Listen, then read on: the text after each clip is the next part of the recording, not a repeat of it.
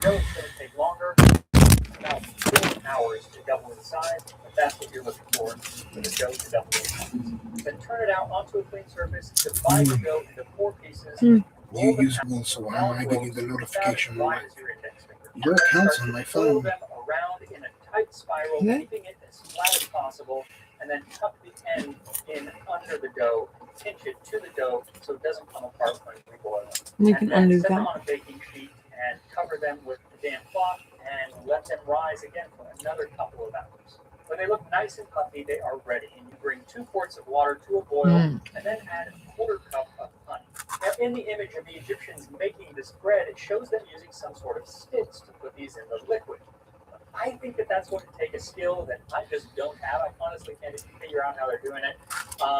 So I'm going to use like a strainer that you use for frying, and it's going to work very well. So put the bread into the water and let it boil for 2 minutes. This show. If you have the skill to flip them, go ahead and flip them. I tried to do that, and it kind of messed up the coil, so I ended up just leaving it with the coil on top and just splashing hot water over it for the entire 2 minutes.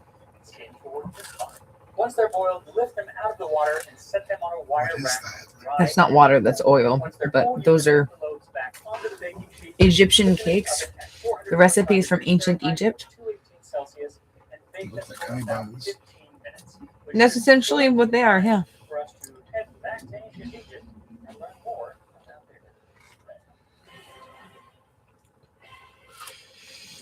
The importance of bread in ancient Egypt cannot be overstated. In many ways, it is Gotta do my why movements. ancient Egypt even existed as a civilization. Jeez, it's almost 9 o'clock. Hour to get that baby down. Good Lord. That was able to build a civilization that lasted for 3,000 years. A proverb from the New Kingdom said, "Do not let the granary be lacking in barley forever." You did a good job, Daddy. The granary and a house stands firm. That house in this case stood for all of Egypt.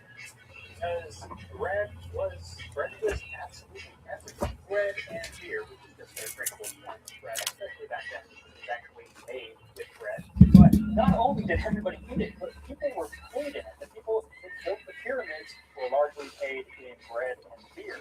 The average worker was paid in bread and beer. Soldiers were paid in bread and beer. And quite handsomely, I might add. The Middle Kingdom pharaoh Mentuhotep III boasted of how well he fed his army. I advanced with an army of 3,000.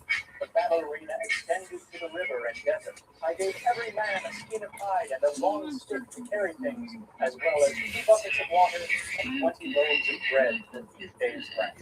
I guess they got water instead of beer, but they got a lot more bread, so it makes up for it. Especially for carrying around all of that bread. It's a lot of bread. Sometimes you receive a bit of food in addition to bread, like some laborers in the Old Kingdom, who, in addition to 4 pounds of bread, also received 2 bundles of unnamed vegetables and an unspecified quantity of roast meat. And I'm guessing whatever food you got and how much of it kind of depended on who your boss was. Was it just some guy in middle management, or was it the pharaoh himself? Because Ramses II, in addition to bread, hired 20 fishermen to supply fish to 40 workers and administrators who were building a tomb in the Valley of the Kings. So my question is, if they are getting paid with fish from fishermen that he hired, what were the fishermen getting paid? Yeah, answer me that. That's going to keep me up. Now, while Ramses II seemed to pay his workers very well, Ramses III, not so much. He had some troubles making sure that payment came in on time. He's the one that actually is the tomb where our bread recipe comes from today. While they were building either his tomb or another tomb during his reign, the workers were supposed to be paid every month on the 28th day. The bread and beer should show up. 6 months in a row, no bread and beer on the 28th day of the month, so they stopped working, dropped their tools, and said, "We're not doing this anymore. It is because of hunger and because of thirst that we come here. There is no clothing, no ointment, no fish, no vegetables. Send to Pharaoh our good lord about it, and send to the vizier our superior, that sustenance may be made for us." There you go, there you Making go. sure people had their bread, really food There in you general, go. was incredibly Oh. especially to the stability of the kingdom. The way that the pharaoh kept being pharaoh. Akhenaten, the pharaoh that toyed around with monotheism, experienced any strife amongst his officials, which was rather often, he would throw them a banquet, making sure that they had all food that they could. It seems that this ensured their loyalty. And just for future reference, that is also how you ensure my loyalty. Don't do it tonight. There's nothing like traveling inside the largest global airport lounge network. There's nothing like platinum. Walmart Plus has never raised the cost of so we can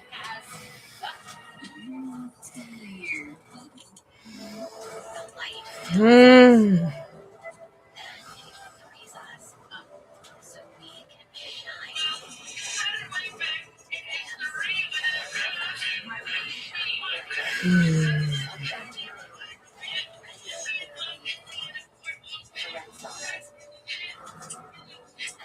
That sounds like Muck Sticky. It's frozen again.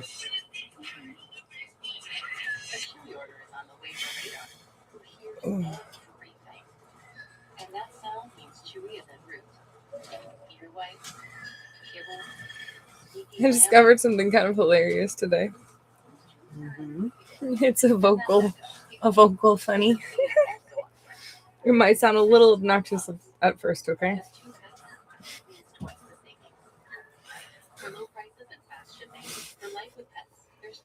Hang on, I have to get my laughing under control so I can do it properly. Okay. So I have to hit I have to hit a high note.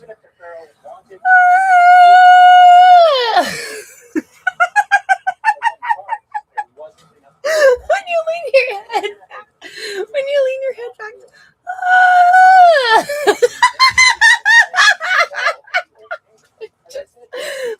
And even if I try, like, it just doesn't. It just doesn't. Several years where there was not enough and so there was not enough food, and already the government was teetering other issues. I think it's hilarious. Lo, the desert claimed the land. Towns are ravaged. Upper Egypt became a wasteland. Lo, everyone's hair has fallen out. Lo, great and small say, I wish we were dead. Lo, children of nobles are dashed against walls. Infants are put on high ground. Food is lacking. Wearers of fine linen are beaten with sticks. Ladies suffer like maidservants. Lo, those who are entombed are cast on high ground. Men stir up strife unopposed. Groaning is throughout the land, mingled with laments. See now, the land is deprived of kingship, but the pyramid hid is empty. The people are redeemed. According to one ruler in Upper Egypt, which is actually south, he said that it wasn't until he started to bring their grain to Lower Egypt, in the northern part of Egypt, things started to become a little more stable. So the moral of the story is, and that doesn't just go for the entirety of Egypt as a whole, but also on a smaller scale. For domestic tranquility, you need to make sure everybody's got enough bread. The maxims of the Vizier Thahotep during the 5th dynasty instructs, if you are wealthy and step up a household, be gracious to your wife according to what is fair. Feed and clothe her well. Make her happy all the days of your life.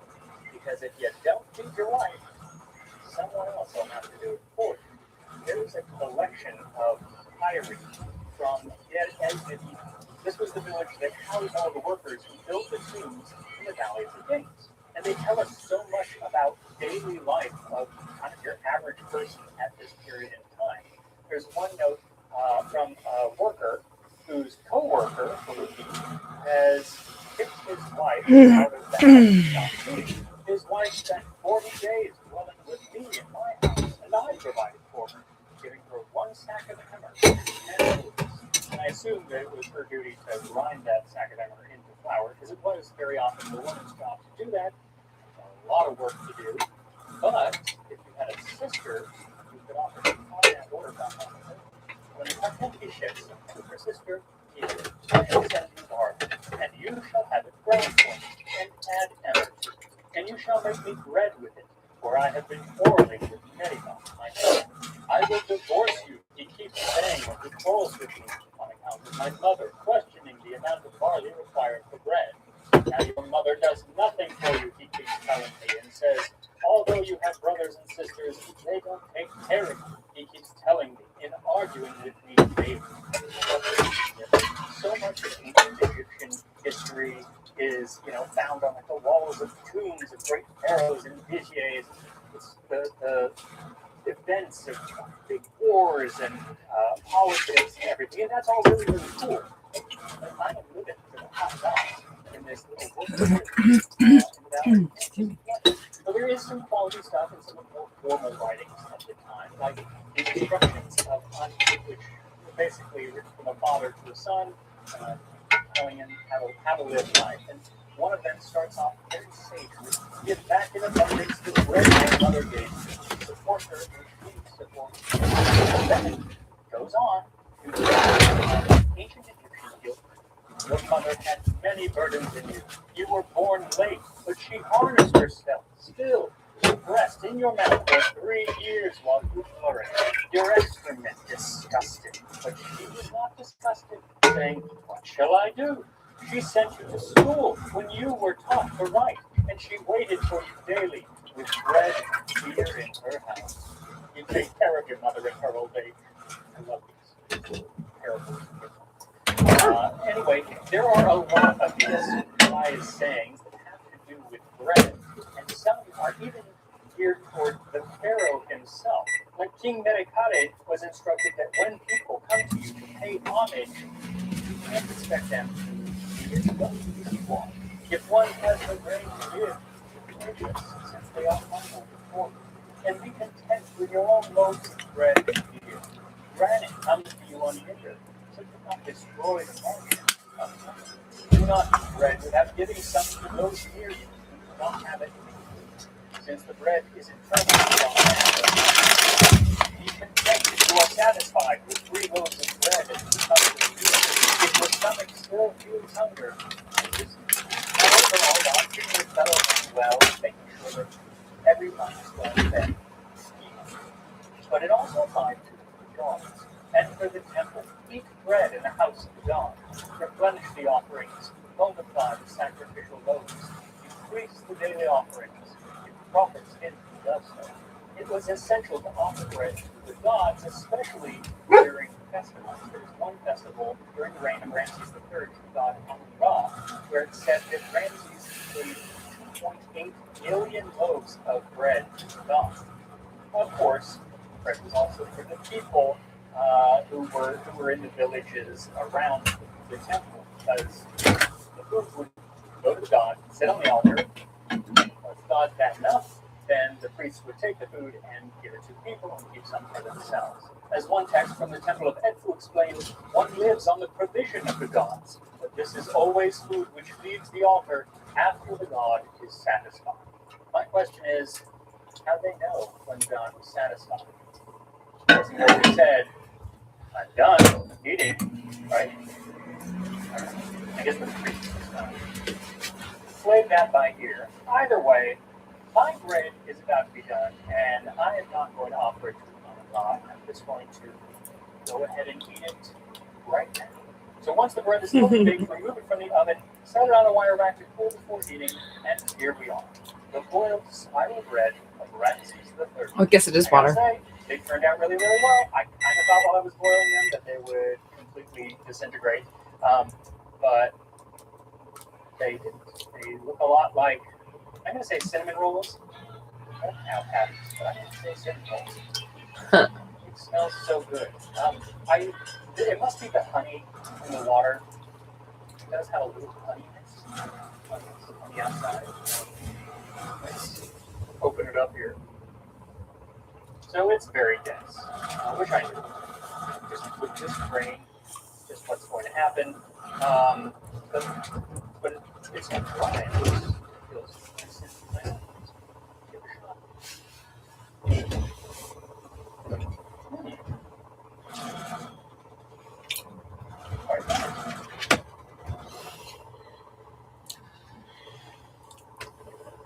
of sweetness to it because of that. The date syrup, I think, you actually use a little bit more. You make it a little bit more. These grains, while they're really dense, while they are heavy and are hard to work with, they actually provide more flavor than all-purpose flour. It's a really flavorful bread. And then, you add a little bit of the date syrup, and that just kind of adds another layer. But I think if you added fruit, or I think with this, it would probably be better with like fenugreek, cumin, something like that.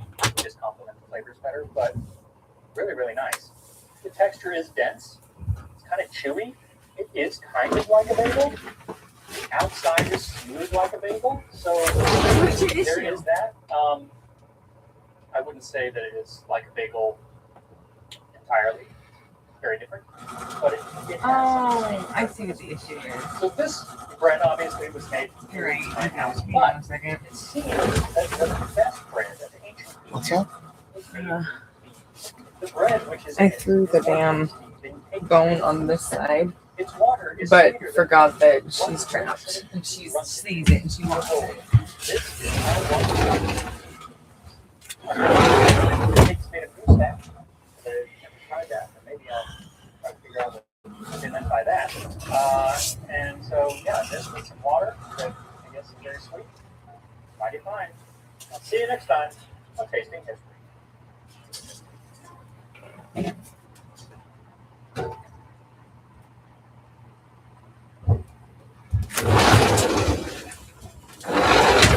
I select that one. I figured it out and I kept my socks clean. What did you select? I was trying to select something and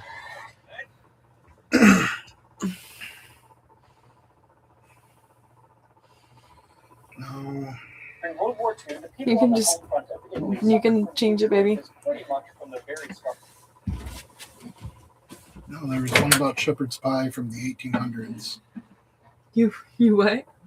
There was one about shepherd's pie from the 1800s. Oh. Well, you could probably find it if you wanted it. Or you could pick something else.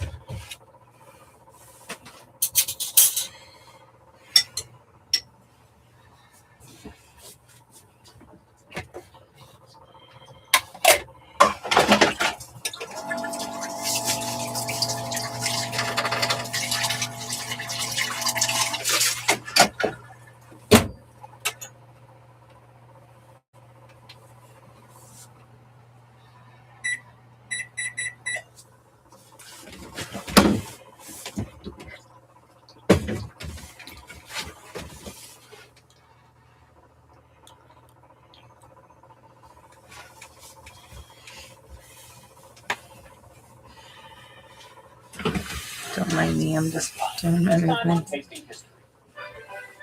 It got stuck. I see that. When deciding on a recipe for today's episode, I kept going back and forth between shepherd's pie and cottage pie. Shepherd's pie being made with lamb, and cottage pie being made with beef. Or so they would have you believe, they being overly opinionated people on the internet. See, I had read this fact so many times that I just assumed it to be true. The story goes that shepherd's pie uses lamb because shepherds raise sheep, and cottage pie uses beef because cottagers or people who live in cottages have cows. Yeah, the whole story kind of falls apart there. And as it turns out, that idea is relatively new, relatively being like in the last 50 years. Many 19th and early 20th century recipes, including the first printed recipe for each dish, allow for either beef or lamb, or don't specify meat at all. Heck, some old shepherd's pies even allow for chicken, and still others for pork. So knowing that historically either meat is I allowed guess to this be in was too either hard. of these dishes, I've decided to choose a recipe that allows for this. Shepherd's pie. Minced cold beef or lamb. If beef, put in a pinch of pulverized cloves. If lamb, pinch of summer savory to season it. Very little pepper and some salt. And put in a baking dish. Mashed potatoes and Gotta be mixed careful with onions, this cream tooth. and butter and a little salt, and spread them over the meat. Beat up an egg with cream or milk, a very little, Spread it over the potatoes and bake it a short time, sufficient to warm it through and brown the potatoes. So this is pretty representative of both That's shepherd's what I pie currently and would pocket look like pie as a recipes one. from the 19th century, along with several other dishes that are pretty much the same exact thing. Only I can totally see it. names like Sanders, Saunders. I can or totally a see nice it. little dish of- And these old recipes rarely call for anything other than minced or sometimes sliced meat and potatoes. Now, a lot of modern recipes add cheese and sometimes vegetables, and then very often gravy and onions. And I did find some older recipes that call for gravy and or onions, but most of them are just this. It's spiced meat and potatoes. It was really just a way to use up leftover meat, which is why none of the recipes actually have you cook the meat. It should already be done. It's leftover meat from yesterday or the day before or last weekend for all it matters. So this recipe allows for either beef or lamb, and I have decided to go with 1 pound or 450 grams of roast beef. Then an 1/8 teaspoon of cloves, 1/2 teaspoon of pepper, and a 1/2 teaspoon of salt. So to prepare the meat, all you have to do is mince it up as fine as you can. By the time this recipe was written, many people actually had hand-cranked mincers or meat grinders in their home kitchen, and it did make life a lot easier. It really gives a different texture, more of a mashed meat than truly minced meat. That is meat that's just cut up as small as possible. It's a real pain in the wrist, but it is what the recipe called for, so that's Did you what I take a did. picture of me? Once it's all Sure, minced baby. up, Standing add up. in the cloves, the salt, and the pepper. You want it? Mix all that in, and then I decided to add one more ingredient that isn't in this No. recipe, but it is You're in so the pretty. earliest known recipe that I could Like find. full at least body if for you can. shepherd's pies from Ah, the 1850s. Okay, that's what I got. That ingredient But, is mushroom ketchup. Now today, usually when we think of ketchup, Oh, I we can think of too from right here. tomato ketchup, but historically, ketchup could be made with all sorts of things. Everything from mushrooms to walnuts to grapes to You're so handsome. white ketchup that came up a few years back. And so I kind of want to actually revisit the topic and maybe make one of the others, perhaps walnut ketchup. Now, these older versions of ketchup were really nothing like tomato ketchup, which is very thick and sweet. These were more thin and kind of like Worcestershire sauce. And so that's what I'm going to be adding because I think it'll really add some flavor to what is otherwise pretty plain roast beef. So I added about 1 tablespoon of the mushroom ketchup to the meat just to add some extra flavor. And to add extra flavor to your life in general, then might I suggest securing your ingredients via today's sponsor, Thrive Market. Thrive Market is an online membership-based grocery store which can help you keep to a healthy diet while staying on a budget. I use them for a constant supply of high-protein and low-sugar snacks, as well as healthy ingredients for everyday cooking. They even have an assortment of things like cleaning and personal care products. And when it comes to their food, they really make it easy to find what you want because you can sort by your own dietary needs. And they're constantly adding more products, so there is always something new. Like I just found these peanut butter cream sandwich cookies, and I've gone through nearly the entire box in just a few days. Absolutely delicious. And what's more, these cookies are actually less expensive than if I bought them in the store. In fact, many of the items on Thrive Market are less expensive than if you get them at the grocery store. And right now, when you join Thrive Market using my link in the description, thrivemarket.com/MaxMiller, you will get 30% off of your first order plus a free gift worth up to $60. That's 30% off, $60 free gift at thrivemarket.com/MaxMiller. And now on to our potatoes.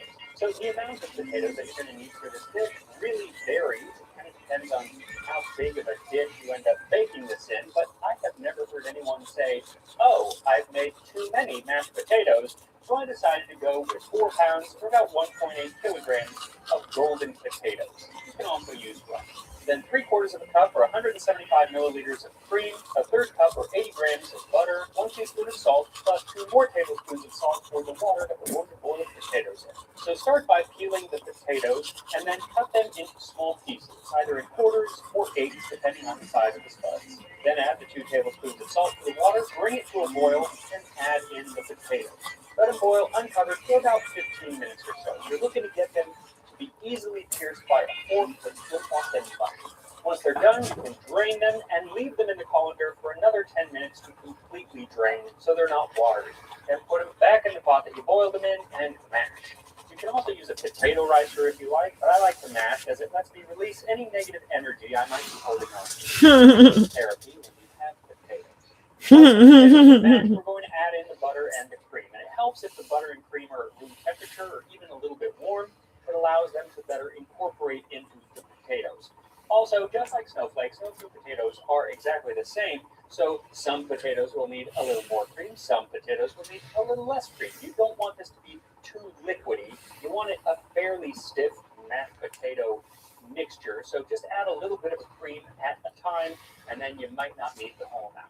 Then once the mashed potatoes are all ready, you can decide on what container you want to bake these in. You could do like one large 9-inch pie tin, or you could do some smaller, more personal, individual-sized shepherd's pies, and that's what I decided to do. So add in a layer of the meat on the bottom and pack it down. And mind you, this dish should be about 1/3 meat and 2/3 potato. Today, I find those amounts kind of flipped. The meat tends to be the star of the dish, but in the 19th century, most of the recipes call for almost all potatoes, just a little bit of meat. Once the meat is layered down, then spread ample mashed potatoes all over the top and give it a bit of a heap in the middle and then smooth the sides. Then the recipe wants us to get a nice golden color on these potatoes, and to do so, it says to mix an egg with a couple tablespoons of cream or milk. I went with cream because there's already cream in the potatoes, so I figured in for a penny, in for a penny. Brush this egg mixture on top of the potatoes, and then create some lines on the top. And this is going to let the heat catch on some edges of the potato, which helps with the appearance.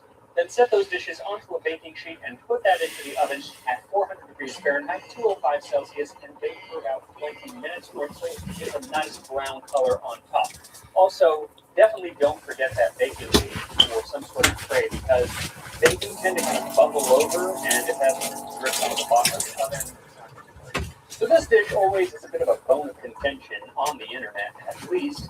Obviously, about the name. The irony of cottage pie and what brushing my teeth for bed discussed, while as well as getting other my things nighttime to soup add. Like, ready. Frankly, if you add cheese to my shepherd's pie, I'm going to send it back, or at least eat it begrudgingly. The other cause for dispute with this dish has to do with the origin of it, because It's not in the English, the Irish, and the Scottish all take credit for inventing the dish. So make sure you are subscribed to Tasting History. It really does help out the channel as I delve into the origins of shepherd's pie. Finding the provenance of shepherd's pie or cottage pie or whatever you'd like to call it is really quite difficult, partly because there are so many names for this dish, and partly because you have to decide on what constitutes a shepherd's pie. Like, there is an early recipe from around 1750 in the English cookbook The Country Housewife's Family Companion, which calls for roast or boiled pork leftovers to be made into a pie with potatoes in a crust. If these potatoes aren't mashed, they're just cut up along with the meat and then baked in a crust. So I wouldn't